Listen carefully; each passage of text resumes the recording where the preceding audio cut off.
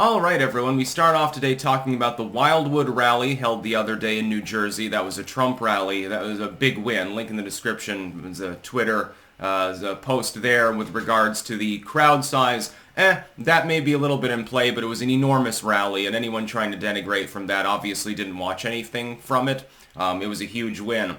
But also, people are now generating hype about, oh, New Jersey can turn red in this election cycle. I would like to caution people that that is unlikely. Is it plausible? Is there a path forward? Yeah, but Donald Trump would have to make up a huge amount of lost time in a state like New Jersey. It's doable, but he would have to disproportionately campaign there in a state where Biden won by, I believe, 9 points in 2020. There's been a massive swing against Biden since then, don't get me wrong. 9 points, that's a little bit much. I think that Trump should focus on the competitive states. If you want to, pick off a state that you didn't get in 2016 or 2020, in which it could feasibly be much closer than a state like New Jersey. I would think that there are three obvious ones. Maine has been talked a lot about. It's a long shot, but it is possible. In fact, in recent polling, Trump is about dead even with Joe Biden in a state that Biden won fairly handily in 2020 and which did go blue in 2016. Maine would be, I think, the most obvious one. The second would be Virginia. Virginia also went blue, but only narrowly. When you look at the polling swing away from 2020, away from Joe Biden based on the economy, the migrant crisis, diplomacy, and everything else going wrong, inflation being a big one as well, just go and eat some pickles, everyone. There's a reason I got 12 cucumber plants out there in the garden. Vinegar, at least, is still relatively cheap. Virginia, I think, is doable. That would be a huge pickup, by the way. If Donald Trump definitely should spend a disproportionate amount of time in Virginia. He should focus mainly on the 6 highly competitive swing states, although North Carolina is not really that competitive, and I don't know why it's being polled for so much. I want more polls from Maine and Virginia. That would be a big pickup. In fact, winning Virginia would effectively deny Biden the election. Even if he managed to retain Michigan and Wisconsin, he wouldn't have the votes. He would lose.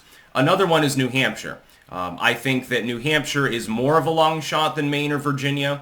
It's a little bit more disproportionately leaning blue, but again, it is doable. He would have to campaign there, go to Manchester and Concord and the Hampton region, the Seacoast, and he could probably nail New Hampshire. You don't get a huge pickup in the terms of votes there, but it's doable, and it would humiliate Joe Biden. If New Hampshire decided to go for Donald Trump, it would be humiliating for him, because he typically appeals to the New England liberal. Imagine that both Maine and New Hampshire go red. That's something we haven't seen in a while. With the Wildwood rally itself, it was a huge optics win. And this is why the legacy media very carefully didn't want to show anyone an outsized shot of the crowd, because the entire area where Trump was speaking was jam-packed to capacity, or probably beyond that. That's several tens of thousands of people, and tens of thousands more in overflow outside that couldn't be inside the main venue. Whether it's 80,000 people or not is up in the air, but it's also irrelevant. And you're going to see a lot of nitpicking from liberals. They'll put out pictures of very close-in shots that were taken 5 hours before the venue actually was ready for Trump to come on stage and say, oh, what a paltry turnout. There's like 500 people here at most, and it'll still be like 5,000. There are shots of it from hours before Donald Trump took the stage, in which the interior is almost completely packed. Again, that's several tens of thousands of people right there.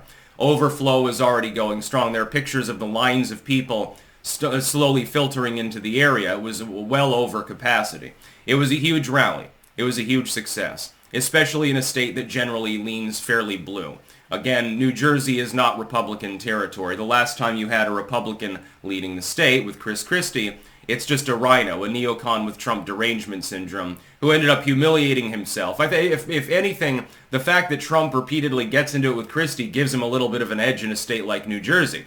Well, you know, I hated that Christie. Look at that time that you had the government shutdown, and he's sitting there like a beached whale, sitting in the sand with his family, and the helicopter goes overhead, and he's waving at it and smiling and being very smug about the fact that he's the governor, so he's allowed to flaunt his own rules. He's allowed to flaunt his own laws. And I think he had, 20% approval when he left office? Or I don't even know if it was 20. In fact, I think it might have been in the teens. Well, that's pretty low. So, if you're Donald Trump and you roll into the state and you visibly clashed with Christie on a number of occasions, and Christie's still doing the TDS thing, which I still think is disingenuous, but I've already covered that, so I hold to that belief. With juxtaposition there, makes you look good. Because everyone hates Christie so much, they're like, well, Christie also really hates this dude. Well, maybe he's not so bad after all. But that doesn't mean that New Jersey inevitably goes for Donald Trump. This is definitely a shot across the bow to the Biden campaign.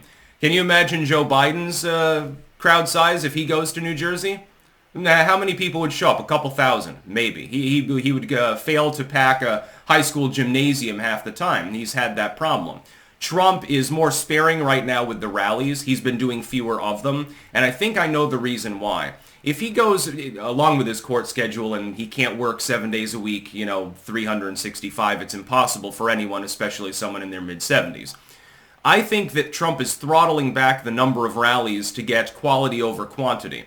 That is, he realizes, let's say he holds a rally in Des Moines, and then he holds a rally a couple cities away, 50 miles away. A lot of the Trump fans have traveled from that venue to Des Moines to see him already. So they're not going to go to the next rally necessarily unless they're really, really hyped up for Trump. They're really core fans. They're not going to go to the second rally. It'll depress the turnout. You get a declining rate of return. By throttling and holding them further away from one another, he gets bigger crowds. And indeed, that's what happened here. It looks like a significant proportion of the regional population turned out to see Trump speak. He did the snake story. That's always a go-getter for the crowd. They like that. They like watching him speak because they're not sure what zany thing he's going to trot out next. That's Trump's appeal. Trump is the relative that you want to sit next to at the Thanksgiving table because you don't know what crazy shit he's going to say and it'll probably bother your parents. That's basically the long and short of it.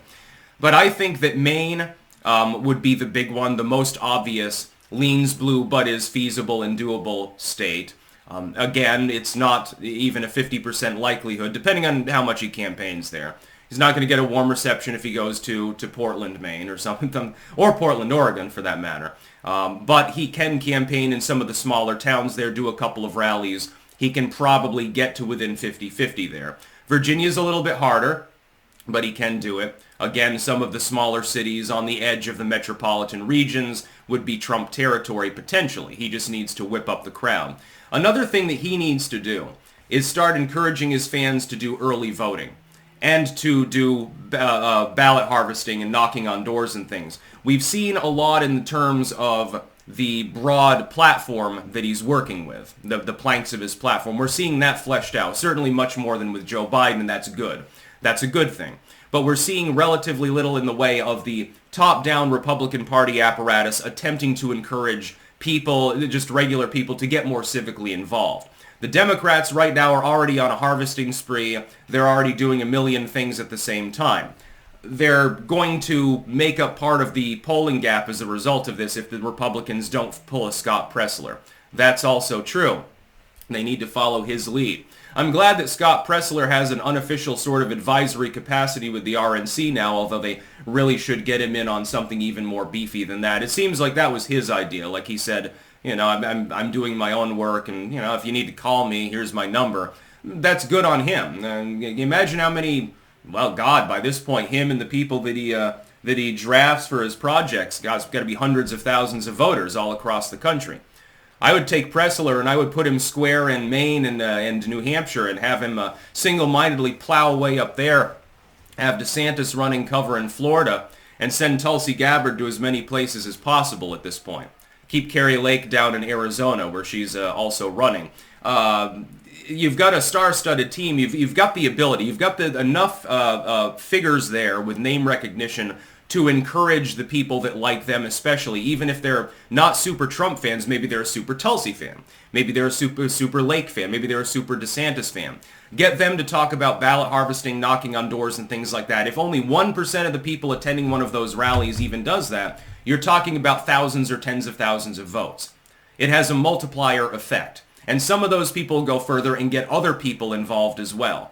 What you need is basically make the pitch to people, this is the last straw, this is probably our last chance to be able to restore our republic. Look at the inflation, look at the border, look at the crime, look at the wars, look at everything that's gone wrong. Is this what you want for future generations? Is this what you want for yourself? that would be a winning strategy. Red New Jersey, unlikely. Red Maine, Virginia, New Hampshire, very possible. He could pull it off in New Jersey, but one rally does not a state decision make. That's about all. Peace out.